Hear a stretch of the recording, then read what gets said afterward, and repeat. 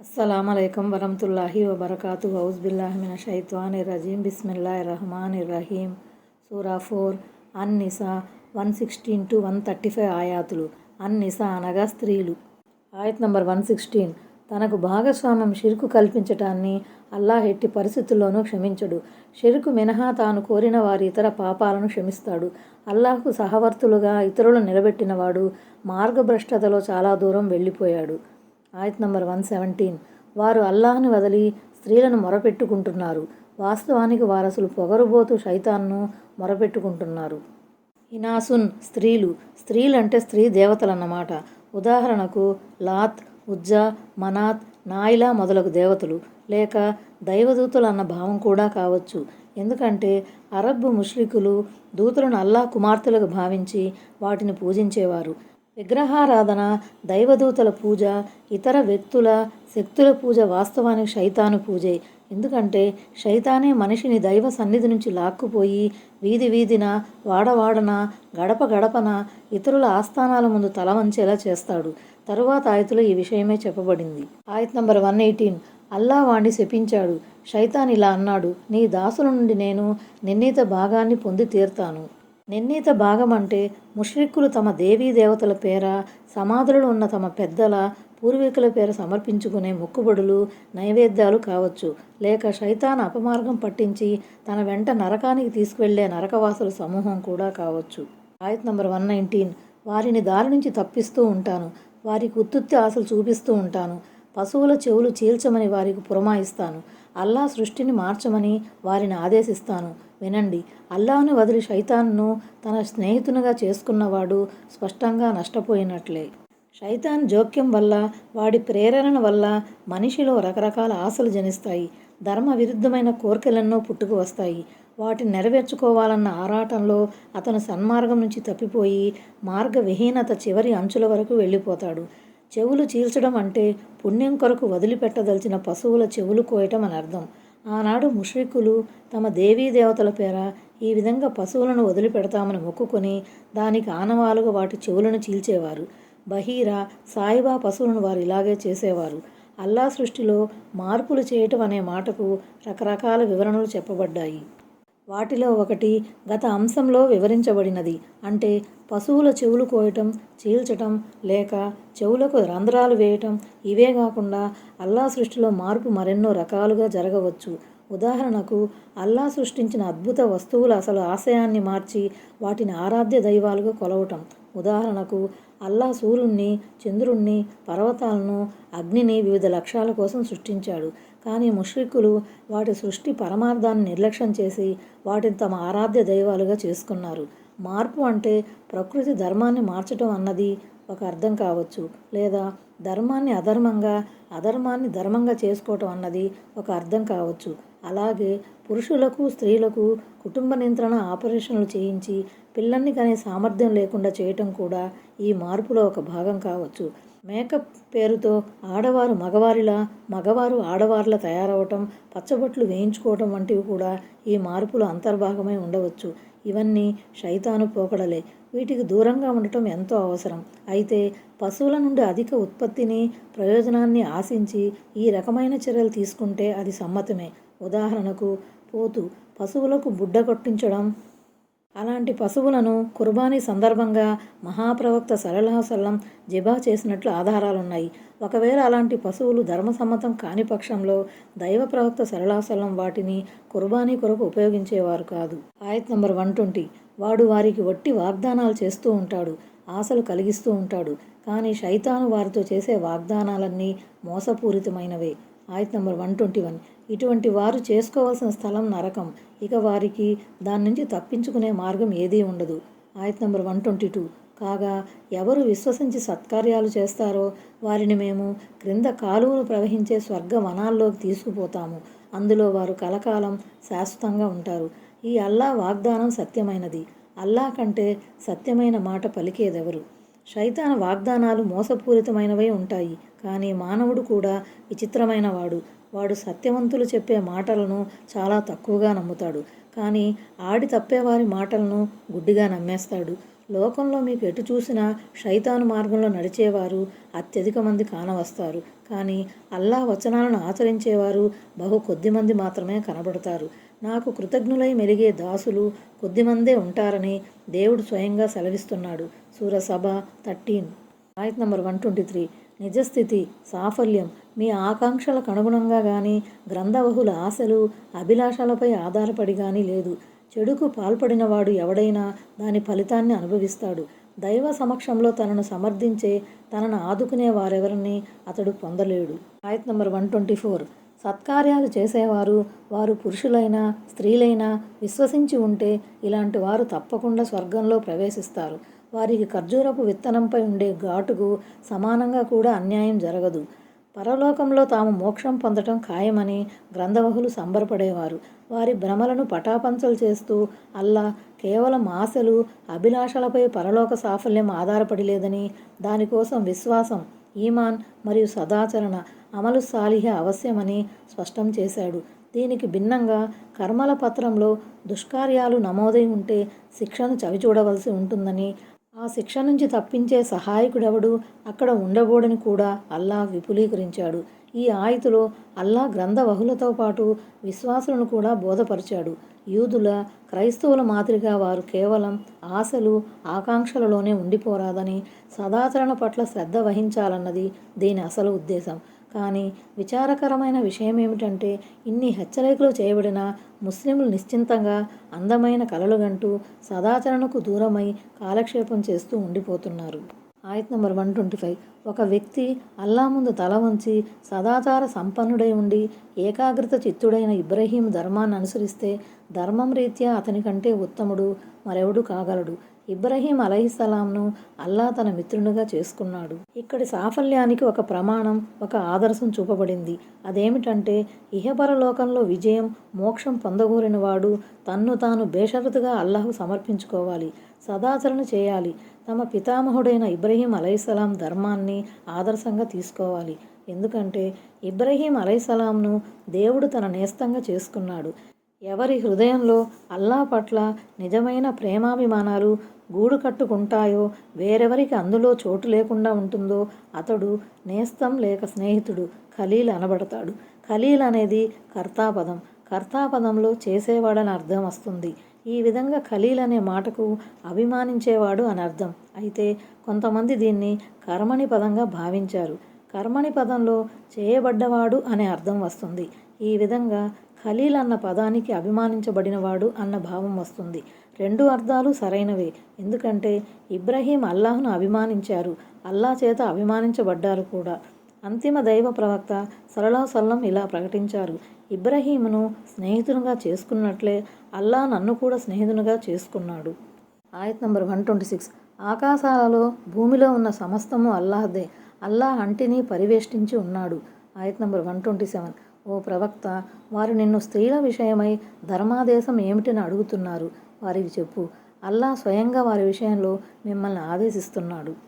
ఇంకా తండ్రి లేని ఆడపిల్లలకు మీరు వారి కొరకు నిర్ధారించబడిన హక్కును వారికి ఇవ్వకుండా వారిని వివాహమాడాలనే మీ కోరిక గురించి, బలహీనులైన పిల్లల గురించి మీకు వినిపించబడుతున్న ఖురాన్ ఆయతులు కూడా మిమ్మల్ని ఆదేశిస్తున్నాయి.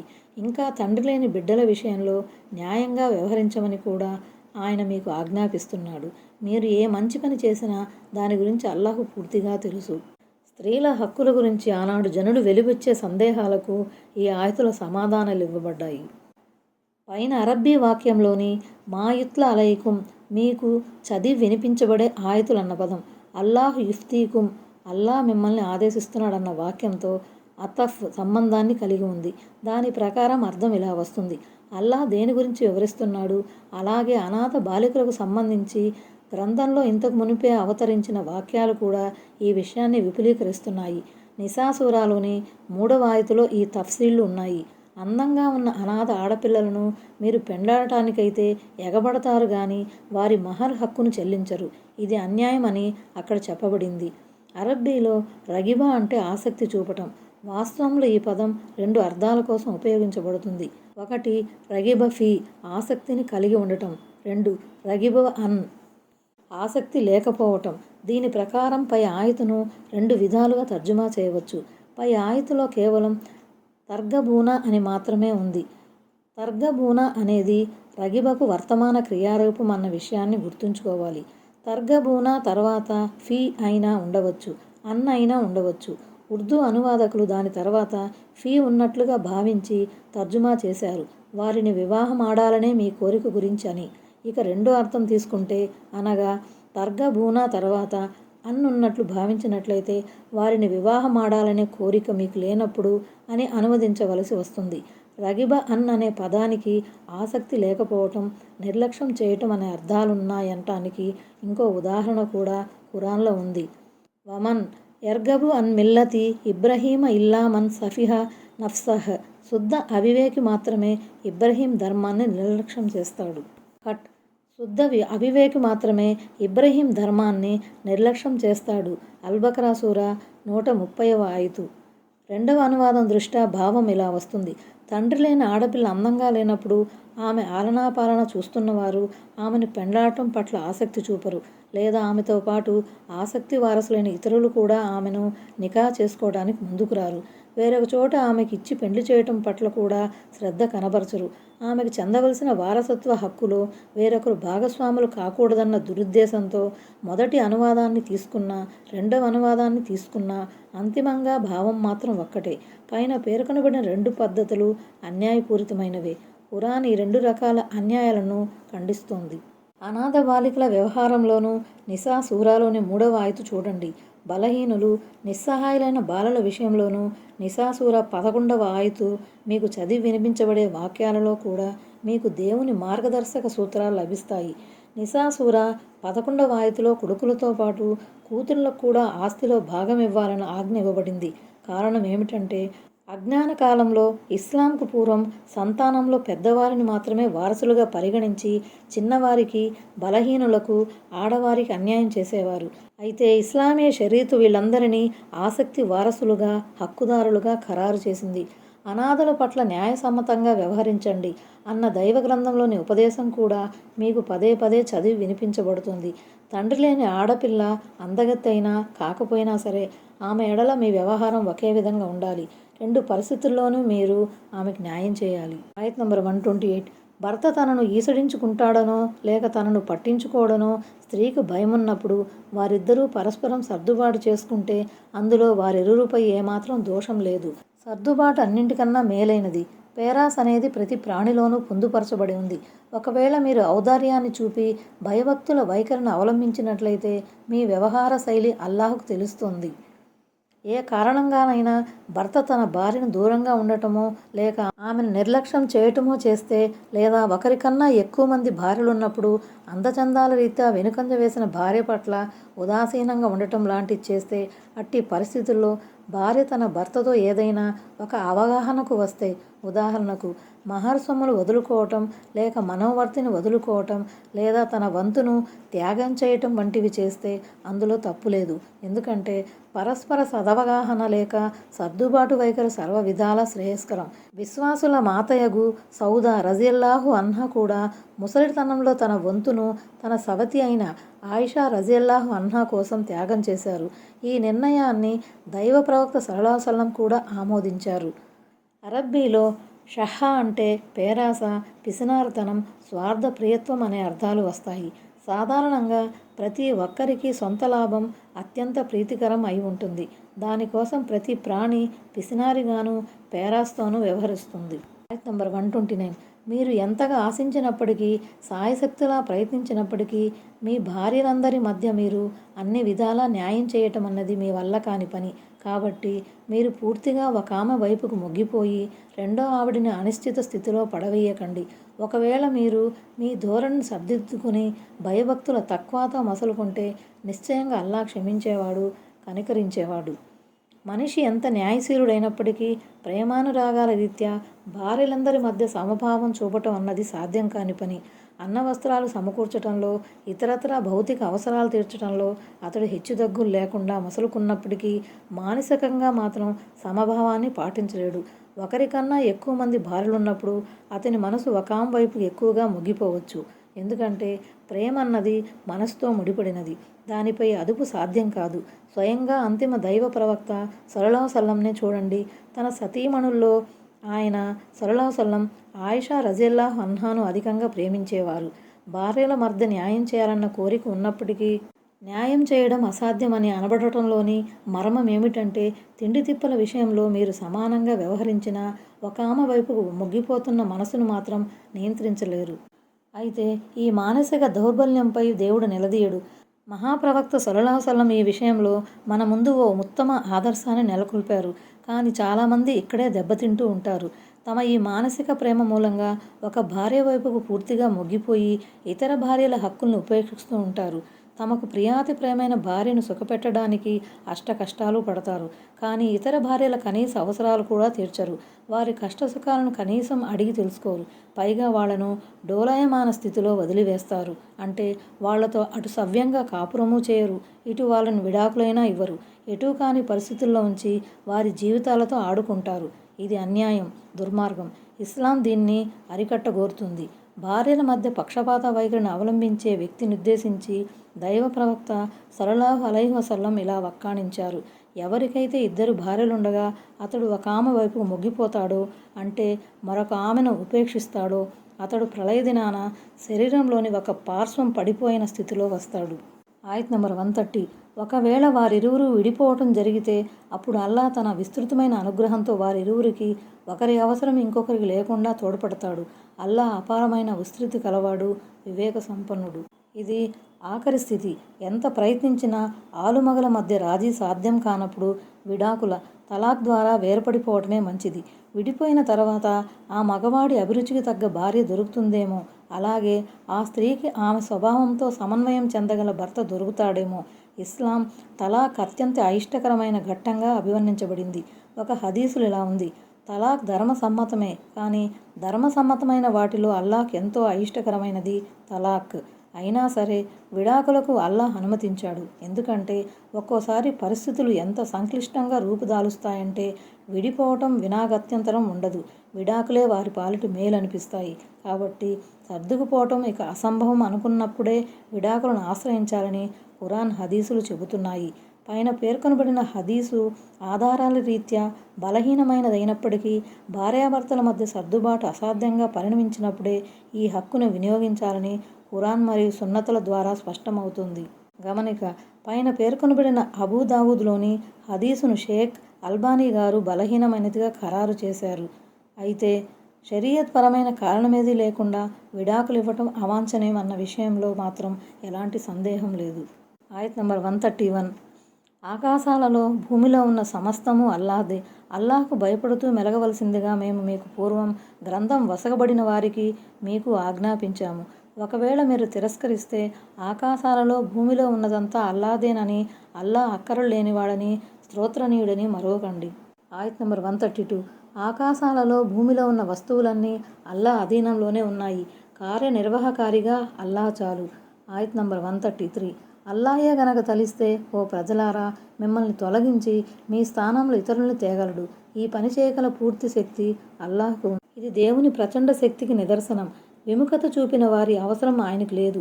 ఈ విషయాన్నే దేవుడు వేరొక చోట ఈ విధంగా సెలవిచ్చాడు: మీరు గనక వెన్ను చూపితే మీ స్థానంలో ఆయన వేరితరులను తెస్తాడు. వారు మీలాంటి వారే ఉండరు. సూరా ముహమ్మద్ 38. ఆయత్ నంబర్ 134. ఎవరైతే ప్రాపంచిక ప్రతిఫలాన్ని కోరుకుంటున్నాడో అతడు అల్లాహ్ వద్ద ప్రాపంచిక ప్రతిఫలంతో పాటు పరలోక ప్రతిఫలం కూడా ఉంది అని తెలుసుకోవాలి. అల్లాహ్ అంతా వినేవాడు, అన్నింటినీ చూసేవాడు సుమా. ఎవరైనా కేవలం యుద్ధప్రాప్తి, మాలె గనీమత్ కోసం ధర్మయుద్ధం చేస్తే అంతకన్నా అవివేకం మరొకటి ఏముంటుంది? అలాగే అల్లాహ్ ఇహపరాల సాఫల్యాలు రెండింటినీ ప్రసాదించడానికి సిద్ధంగా ఉండగా ఒకే ఒక్క లాభాన్ని కోరుకుని దానికోసం ఎగబడటం ఎంతవరకు సమంజసం? మనిషి రెండింటినీ ఎందుకు కాంక్షించకూడదు? ఆయత్ నంబర్ 135. ఓ విశ్వసించిన వారలారా, మీరు న్యాయం విషయంలో గట్టిగా నిలబడండి. అల్లాహ్ ప్రసన్నత నిమిత్తం సత్యం మాత్రమే పలికే సాక్షులుగా ఉండండి.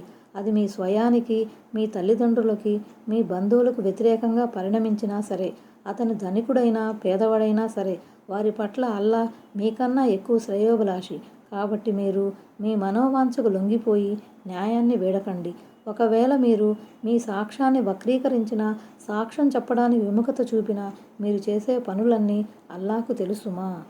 నిత్యం న్యాయానికి, ధర్మానికి కట్టుబడి ఉండాలని, సాక్ష్యం ఇస్తే సత్యబద్ధంగానే ఇవ్వాలని ఈ వచనంలో విశ్వాసులకు అల్లాహ్ గట్టిగా తాకీదు చేస్తున్నాడు. తాము చెప్పే సాక్ష్యం తమకు, తమ తల్లిదండ్రులకు, తమ ఆత్మీయులకు నష్టకరంగా పరిణమించినప్పటికీ వెనుకాడరాదని కూడా ప్రబోధించడం జరిగింది. ఎందుకంటే సత్యం అన్నిటికన్నా ముఖ్యం. అందరినీ శాసించగలిగేది సత్యం మాత్రమే. అంటే నిందితుడు శ్రీమంతుడైనందున న్యాయం, సాక్ష్యం విషయంలో అతని పట్ల సడలింపుల ధోరణిని అవలంబించడం కానీ, లేక అతడు పేదవాడైనందువల్ల అతని మీద జాలి పడటం కానీ చేయకూడదు. వాళ్ళ విషయంలో దేవుడు మీకన్నా ఎక్కువ ప్రేమమయుడు. అంటే మీ మనోవాంఛ, బంధుప్రీతి, ఆశ్రిత పక్షవాతం, వర్గ దురభిమానం, రాగద్వేషాలు మిమ్మల్ని న్యాయం, ధర్మాల విషయంలో గుడ్డివారిగా చేయరాసుమా. ఈ విషయాన్ని అల్లాహ్ వేరొక చోట ఇలా సెలవిచ్చాడు. ఒకరి పట్ల గల విరోధం కారణంగా మీరు న్యాయాన్ని వదలకండి. సూరా అల్ మాయిదా 8. అస్సలాము అలైకుం వరహ్మతుల్లాహి వబరకాతుహు.